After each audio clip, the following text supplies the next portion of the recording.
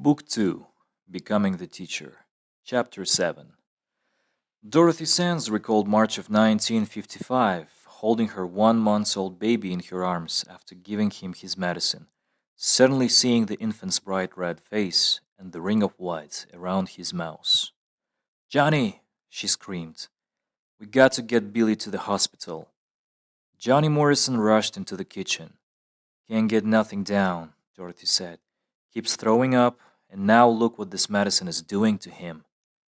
Johnny shouted for Mimi, the housekeeper, to keep an eye on baby Jim, and he ran out to start the car. Dorothy met him with baby Jim, and they drove to the Mount Sinai Hospital in Miami Beach. In the emergency room, a young intern glanced at the baby and said, "Lady, you're too late." "He's alive!" she shouted. "You son of a bitch, you do something for my baby." Jolted by the mother's words, the intern took the baby and stammered, We'll do what we can." The nurse at the reception desk filled out the admissions form. "Child's name and address?" "William Stanley Morrison," Johnny said.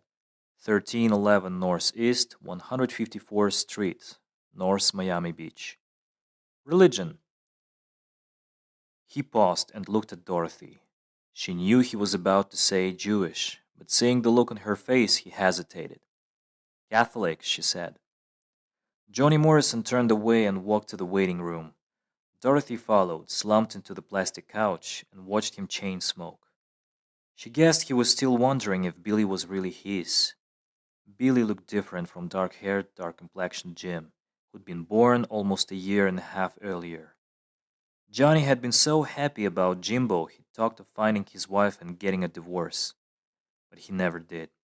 Still, he'd bought the pink stucco house with a palm tree in the backyard because he said it was important for people in show business to have a home life. It was a better home life than she'd had with her ex-husband Dick Jonas in Circleville, Ohio. But Johnny was going through a bad time now, she realized. His jokes weren't getting across, the younger comedians weren't getting the bookings, and Johnny was getting the drags. He used to be a top-notch MC and musician, but now, instead of working on his act, he was gambling and drinking. It had reached the point where he would take one belt before the first nightclub performance, for starters, and then be unable to go on for the last show. Though he still publicized himself as half music and half weed, now he could add and a fifth of bourbon. He was not the same Johnny Morrison who used to fix up her singing arrangements and saw her home safely, to protect my 20-year-old rosy-cheeked Ohio farm girl. Not the same Johnny Morrison she felt so secure about that she'd worn would-be mashers. "Hey, look out, I'm Johnny Morrison's girl." At 36, blind in his left eye, stocky and built like a fighter, Johnny was more like a father to her, she thought. "You shouldn't smoke so much," she said. He stubbed a cigarette out in the ashtray and jammed his hands into his pockets. "I don't feel like doing the show tonight." "You've missed too many this month, Johnny." His sharp glance caught her words. He opened his mouth to say something, and she braced herself for a wisecrack just as the doctor came into the reception room. "Mr. and Mrs. Morrison, I think your baby's going to be all right. He has a gross block in his esophagus. We can get it under control. His condition is stable. You two can go home now, and we'll call you if there is any change." Billy survived. For the first year, he was in and out of hospitals in Miami. When Dorothy and Johnny had out-of-town bookings together, Billy and Jimbo were left with Mimi or in a children's care center. Dorothy became pregnant for the third time, a year after Billy was born. Johnny suggested an abortion in Cuba. She refused. She told her children years later because it was a mortal sin. Katie Jo was born on New Year's Eve, December 31st, 1956. Meeting the medical expenses overwhelmed Johnny. He borrowed more, gambled more, drank more, and Dorothy learned he was into the loan sharks for $6,000. She argued with him. He beat her. Johnny was hospitalized for acute alcoholism and depression in the fall of 1956, but was allowed home from the hospital on October 19th for Jimbo's 5th birthday party, which was to be the next day. When Dorothy returned late that night from work, she found him slumped over the table, half a bottle of scotch and an empty bottle of sleeping pills on the floor. The teacher remembered that Billy's first in a friend had no name. One day, 4 months before his 4th birthday, when Jimbo wouldn't play with him, Katie was still too little and Daddy was too busy reading a book, Billy sat alone in his room with his toys, feeling lonely and bored. Then he saw a little boy with black hair and dark eyes, who sat across from him and just stared. Billy pushed a toy soldier toward him. The boy picked it up, put it into the truck, and moved it back and forth, back and forth. They didn't speak, but even without talking, it was better than being all alone. That night, Billy and the little boy with no name saw his father go to the medicine cabinet and take out a bottle of pills. The mirror reflected Daddy's face as he emptied the bottle of yellow capsules into his hands and swallowed them. Then Daddy sat down at the table, Billy lay down in his crib, and the little boy with no name disappeared. In the middle of the night, his mother's scream woke Billy. He watched her rush to the telephone to call the police. With Jimbo standing beside him at the window, Billy looked on while they wheeled the stretcher and the cars with the flashing lights took Daddy away. In the days that followed, Daddy didn't come back to play with him, and Mommy was too upset and busy, and Jimbo wasn't around and Katie was too little. Billy wanted to play with Katie, talk to her, but Mommy said she was a little girl and he had to be very, very careful. So when he got lonely and bored again, he closed his eyes and went to sleep. Christine opened her eyes and went to Katie's crib. When Katie cried, Christine knew by the expression on her face exactly what she wanted, and she went to tell the beautiful lady that Katie was hungry. "Thank you, Billy," Dorothy said. "You're a good boy. You watch your little sister, and I'll get dinner ready. Then I'll come and read you a bedtime story before I go to work." Christine didn't know who Billy was or why she was being called that, but she was happy she could play with Katie. She took a red crayon and went to the wall beside the crib to draw Katie a picture of a doll. Christine heard someone coming. She looked up to see the beautiful lady glaring at the drawing on the wall and the red crayon in her hands. "That's bad. Bad. Bad," Dorothy shouted. Christine closed her eyes and went away. Billy opened his eyes and saw the anger in his mother's face. When she grabbed and shook him, he got scared and cried. He didn't know why he was being punished. Then he saw the drawing on the wall and wondered who had done that naughty thing. "Me not bad," he cried. "You drew that one on the wall," she shouted. He shook his head. "Not Billy. Katie did it," he said, pointing to the crib.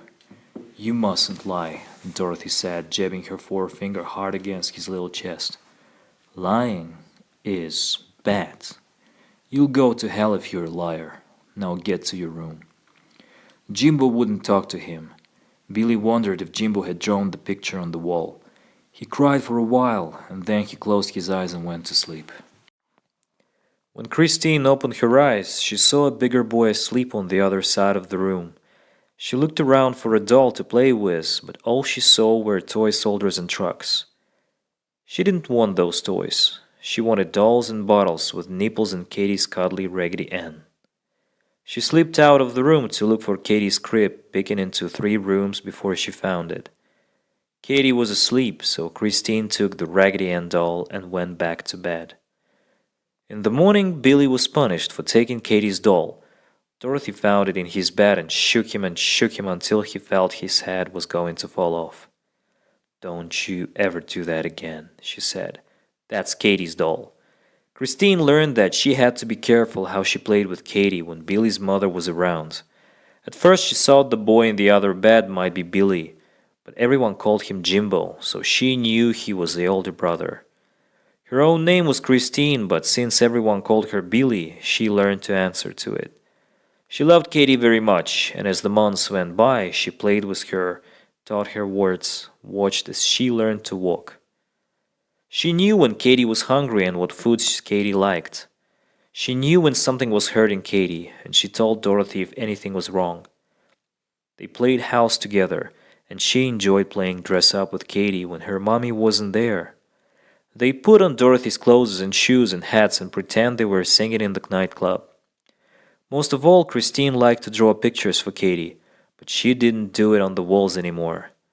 Dorothy got her lots of paper and crayons, and everyone said how good Billy was at making pictures. Dorothy was worried when Johnny came home from the hospital. He seemed normal when he played with the children or tried to work up new songs and routines for the show.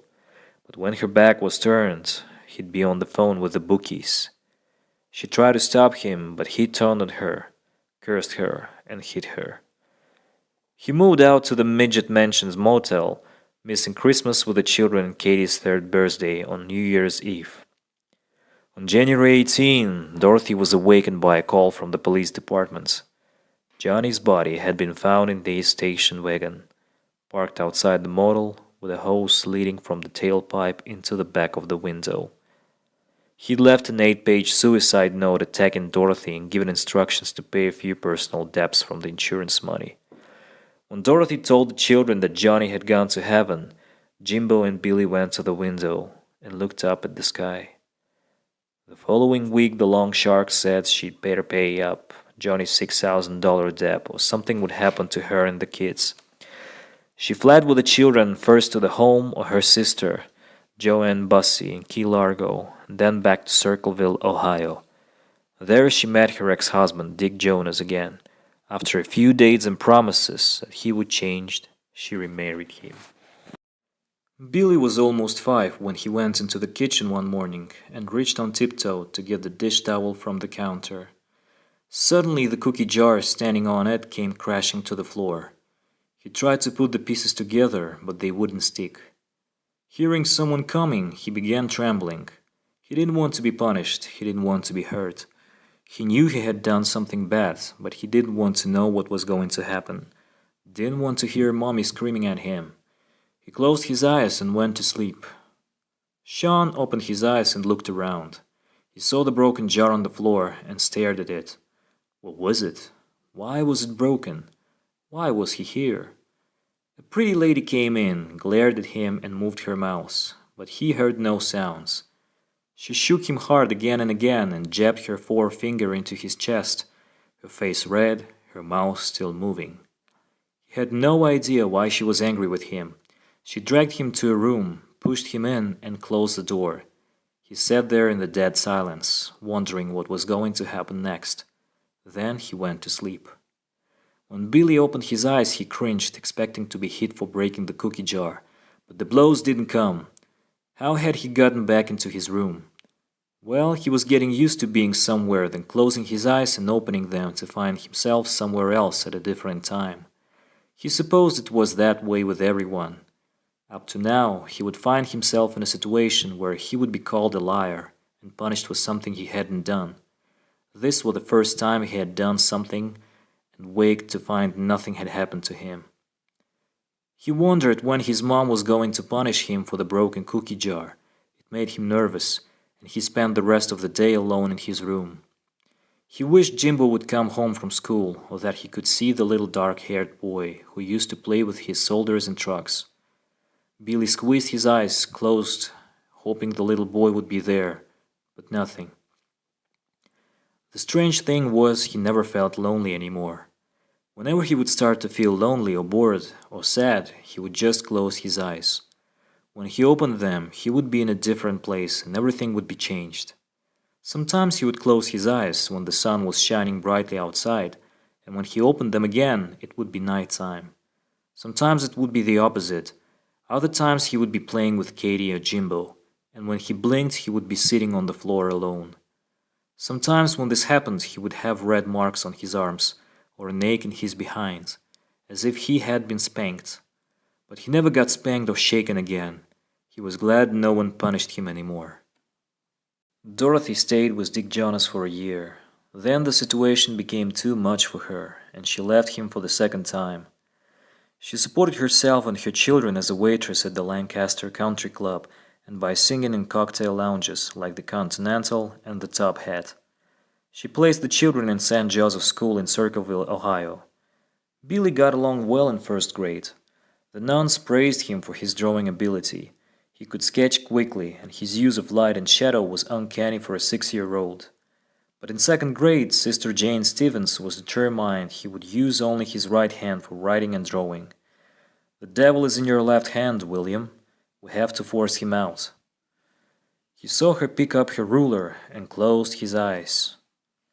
Sean looked around and saw the lady with the black dress and the starched white bib coming toward him with the ruler. He knew he was here to be punished for something. But what? She moved her mouth, but he couldn't hear what she was saying. He just cringed and stared at her red, angry face. She grabbed his left hand, lifted her ruler, and brought it down on his palm silently over and over again. Tears rolled down his cheeks, and again he wondered why he was here to be punished for something he hadn't done. It wasn't fair. When Sean left, Billy opened his eyes and saw Sister Stevens walking away.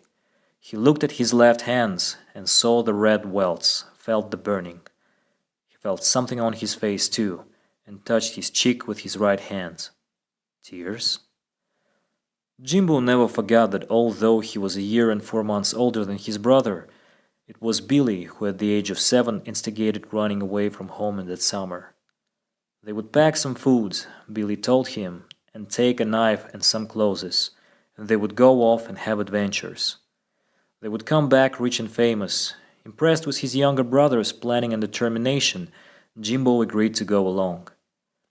They slipped out of the house with their packs and hiked from Circleville through the outskirts of town, past the built-up area, to the big field overgrown with clover.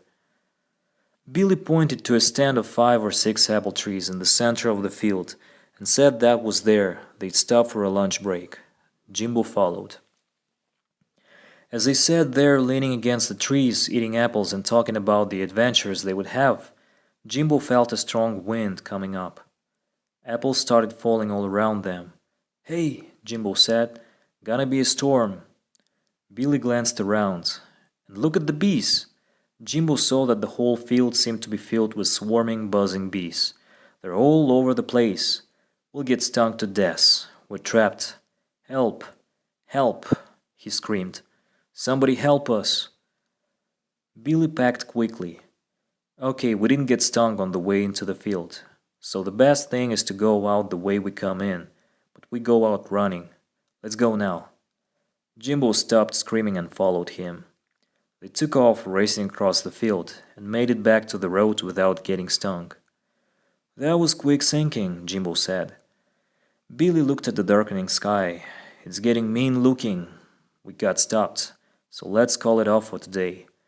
We'll go back, but we won't say anything. Then we can do it another time." All the way home, Jimbo kept wondering why he was letting himself be led by his younger brother. Later that summer, they went exploring in the woods around Circleville. When they got to Hargis Creek, they saw a rope hanging from a branch over the water. "We can swing across," Billy said. "I'll check it out," Jimbo said. "I'm the oldest, I'll go first. Then if it's safe, you can swing across after me." Jimbo pulled the rope, backed up to get a running start, and swung out. 3/4 of the way across, he fell and dropped into mud, which started sucking him down. "Quicksand!" Jimbo shouted. Billy moved fast. He found a large stick and threw it across to him. Shimmying up the tree, Billy climbed out on a branch, down the rope, and pulled his brother to safety. When they were on the bank, Jimbo lay back and looked at him. Billy said nothing, but Jimbo put his arm around his kid's brother's shoulder. "You saved my life, Bill. I owe you." Unlike Billy and Jimbo, Katie loved Catholic school and admired the sisters. She decided, definitely going to be a nun when she grew up. She adored the memory of her father and tried to find out all she could about Johnny Morrison. Her mother had told the children that their father had been ill, was taken to the hospital, and had died. Now that she was 5 and in school, whatever she did, Katie asked herself first, "Is that what Daddy Johnny would want me to do?" It was something she would continue into adulthood. Dorothy saved some money from her singing engagements and bought part interest in the Top Hat Bar. She met a handsome, fast-talking young man who had a wonderful idea about the two of them opening a supper club in Florida. They had to move fast, he explained. She should take the children to Florida to look over a couple of places.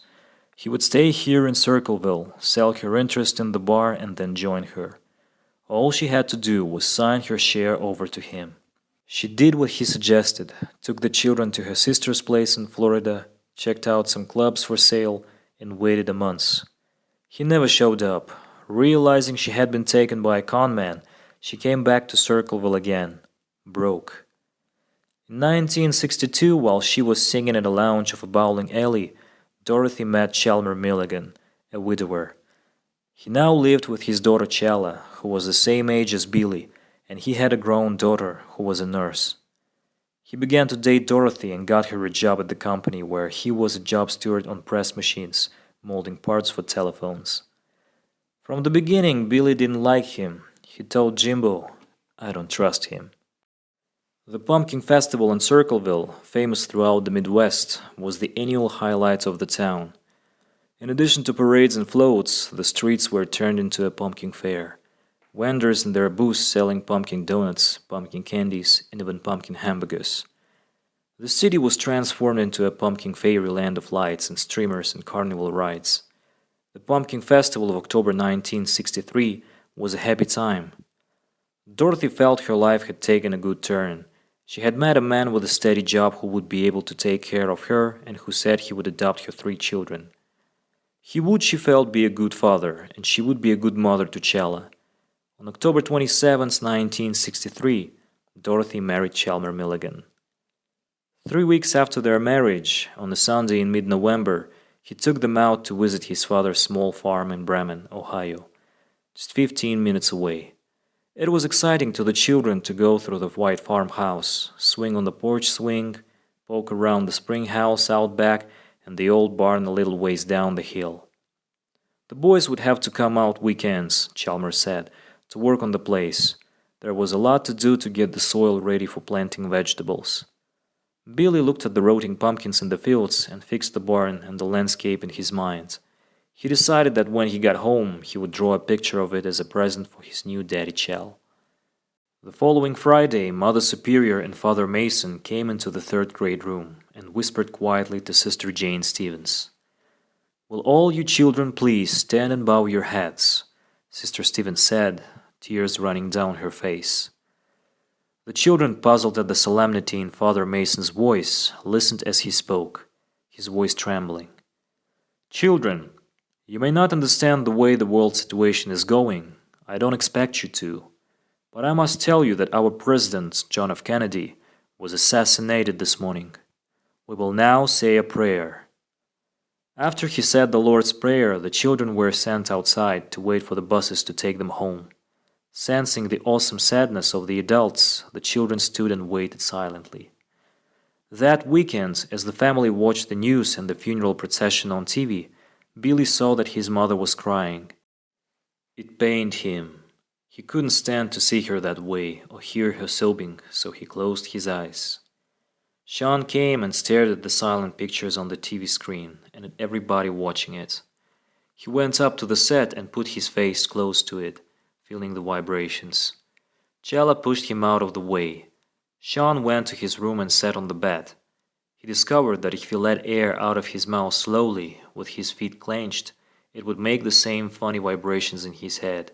Something like zzz. He sat and did it alone in his room for a long time.